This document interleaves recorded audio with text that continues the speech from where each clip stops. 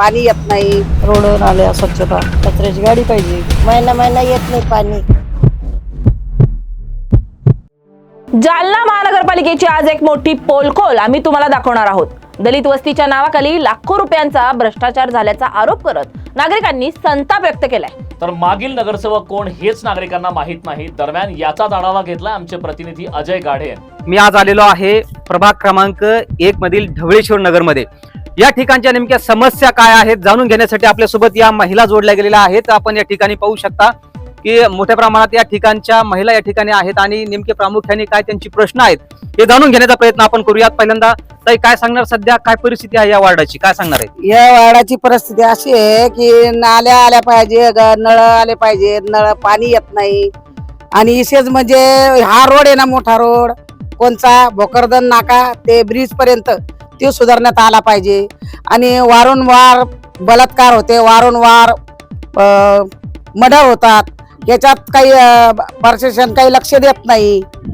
आणि माझं म्हणणं हेच आहे की कुठंतरी काहीतरी थांबवलं गेलं पाहिजे, माझं म्हणणं हे आहे.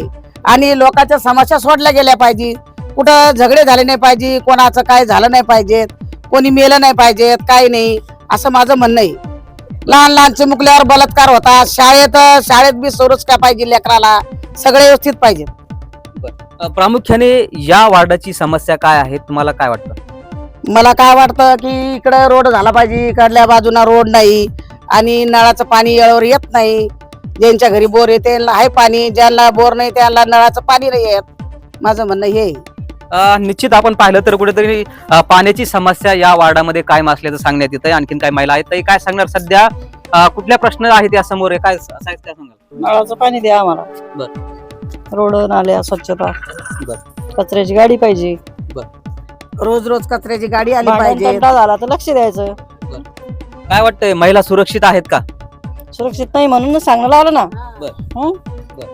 महिला सुरक्षितच नाही. आणखीन प्रश्न कोणती समोर येतात या वार्ड क्रमांकामध्ये? निश्चित आणखीन काही महिला आहेत. ताई, काय सांगणार, सध्या या वार्डामध्ये कुठल्या समस्या? बाप्पा कोणी भांडणं सोडवायला येत नाही, नळाला पाणी येत नाही, कोणी मध्ये बोलत नाही भांडणं केले तर. बस एवढीच आमची विनंती. कोणी पाणी वेळेवर येतं का या ठिकाणी? पाणी नाही येत वेळेवर, वेळेवर नाही येत पाणी. महिना महिना येत नाही पाणी इकडं. बिगर मोटरीचं तर येतच नाही. केव्हा येते नळ ते माहिती पडत नाही आम्हाला. पाणी कुठून आणता तुम्ही? बोरचं घेते त्याच्याकडून. आम्हाला बोर नाही, आम्ही दुसऱ्याकडून घेते. बस एवढंच. मागील या ठिकाणचे नगरसेवक कोण होते, काय सांगता येईल का? नाही त्याने माहिती मला कोण येत. आम्ही जात नाही कुठं. निश्चितच काही प्रश्न आहेत ती सोडवल्या गेले नसल्याची भावना या ठिकाणी व्यक्त केल्या जाते. आणखीन काही आजी, काय सांगणार, किती वर्षापासून साधारणतः या ठिकाणी तुम्ही राहत आहेत? झाडाखाली आहे बाबा, आम्हाला नळ नाही, काही नाही. रोड झाला आता इकडेच नाहीये रोड.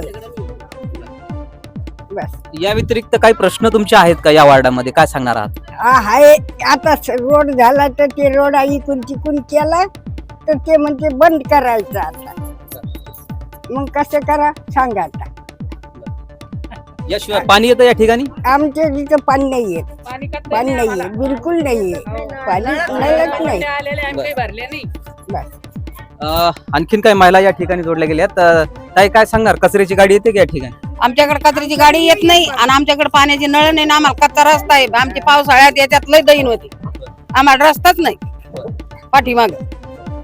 अशी काही मागणी केली होती का तुम्ही कधी, रस्ता आम्हाला नाहीये किंवा असं काही? 2-3 माऱ्या सांगितले, कोणीच काळजी घेतली नाही. काळजीच घेतली नाहीत आमची. आम्ही माग आहे. नगरसेवक वगैरे येतात का या ठिकाणी? नाही, कोणी येऊन पाहत नाही, कोणी काही करीत नाही, पत्ता येत नाही, ध्यानात देत नाही. याशिवाय काय कुठली प्रश्न आणि प्रामुख्याने आहे तुमची या ठिकाणची, काय सांगणार? पाणी आम्हाला रोड नाल्या करून द्यावा, नळ द्यावा, आमची एवढीच मागणी. निश्चित आपण पाहिलं तर कुठेतरी पाण्याचे प्रश्न असतील, रस्त्याची प्रश्न असतील, अशी अनेक प्रश्न ती समोर येताना आपल्याला पाहायला मिळते.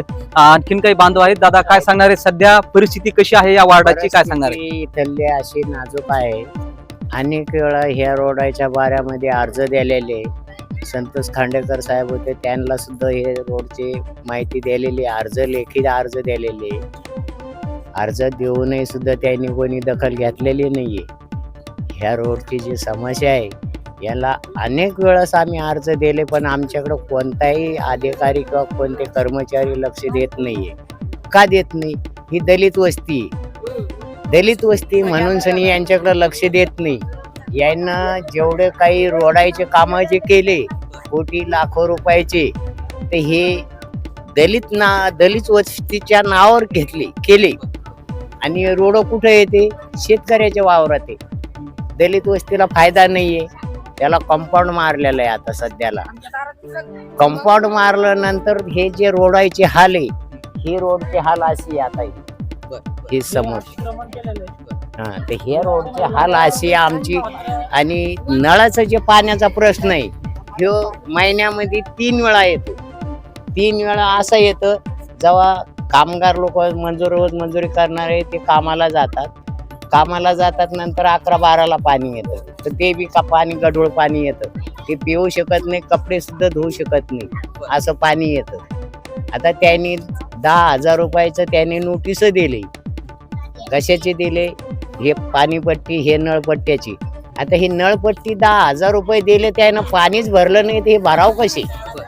आमची एवढी विनंती आहे की हे जे नळपट्टी जे द्यालेली की हे लोकांचं हे माफ करायला पाहिजे. दलित वस्ती सुधारणा योजनेतून या ठिकाणी काही रस्ते झालीत का? काही कामं झाली? काहीच झालेलं नाही. या वस्तीतून कोणतीही सुधारणा झालेली नाहीये. आणि आम्ही नागरिक राहणारे इथले आहेत, आम्ही तक्रारी सुद्धा केल्या, पण त्याचा आम्हाला कोणताही आतापर्यंत लाभ मिळालेला नाहीये. आणि आमची आता ही इच्छा आहे अजून बी, कोणताही जरी नगरसेवक आला किंवा कोणी जरी आलं तर आमची दुरस्ता करून द्यावा, आम्हाला हेच म्हणणं आहे.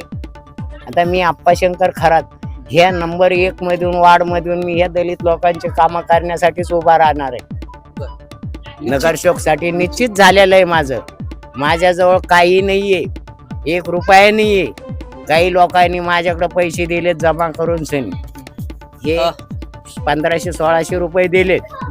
आणि त्याच्यानंतर मला आता उद्याची जे फी भरायची 5,000 रुपये अपक्ष म्हणून मी उभा राहू लागलो.